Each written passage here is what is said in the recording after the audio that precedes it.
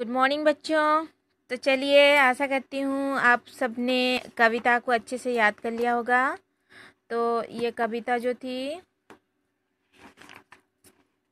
देश हमारा, तो इसको आज समझते हैं क्या है इसमें। ठीक है, तो देखिए, सबसे सुंदर देश हमारा, हमको यह प्राणों से प्यारा। तो बच्चों सबसे पहले बताइए कि हमारे देश का नाम क्या है। तो हमारे देश का नाम है भारत, और इसकी निशानी है, देखिए, तिरंगा झंडा। ठीक है, ये तो पता है। तो चलिए आगे बढ़ते हैं। सबसे सुंदर देश हमारा, हमको यह प्राणों से प्यारा। तो ये जो हमारा देश है, भारत है, ये हमारे प्राणों से भी प्यारा है। ठीक है, तो हमने मिलकर रूप संवारा, इसे बनाया जग से न्यारा। तो हम सब ने मिलकर, भारत में जितने भी हम सब हैं, मिलजुल कर हमने सब ने मिलकर इसका रूप को संवारा है और दुनिया में सबसे सुंदर बनाया है। उत्तर में जो खड़ा हिमालय, वह प्रतिपल रक्षा करता है। तो मैंने बताया था कि भारत की उत्तरी दिशा में हिमालय पर्वत खड़ा है, जो प्रकृति की देन है। वो हमारे देश को सुरक्षा प्रदान करता है, बाहरी शत्रुओं से हमें सुरक्षा देता है। बादल जब टकराते इससे, तब जल वर्षा करता है। जब हिमालय की ऊंची चोटियों से बादल जाके टकराते हैं, तब बारिश होती है। ठीक है, दक्षिण में लहराता सागर, भारत माँ के चरण पखारे, और प्रकृति भी निज हाथों से इस धरती का रूप निखारे। तो दक्षिण में, जो भारत की दक्षिण दिशा में तीनों ओर से समुद्र है, वो समुद्र अपने लहरों से भारत माँ के चरण को पखारे, मतलब धोता है। और प्रकृति भी निज हाथों से, अपने हाथों से प्रकृति ने इस धरती का रूप सजाया है। आगे बढ़ते हैं।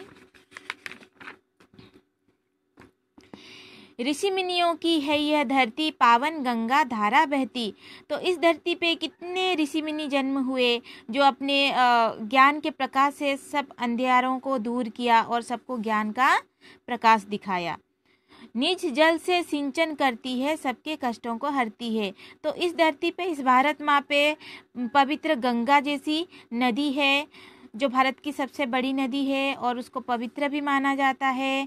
तो उस पवित्र नदी गंगा के जल से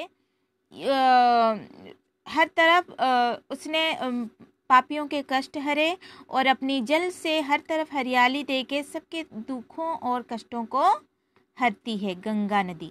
ठीक है, तो आओ इसको शीश नवाएं, इसके सारे दुख मिटाएं, मातृभूमि की सेवा करके अपना जीवन सफल बनाए।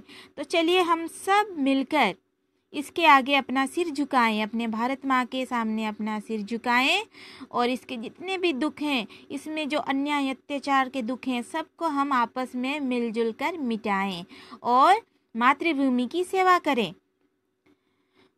अपना जीवन सफल बनाएं। मातृभूमि की सेवा करके हम अपना जीवन सफल बना सकते हैं।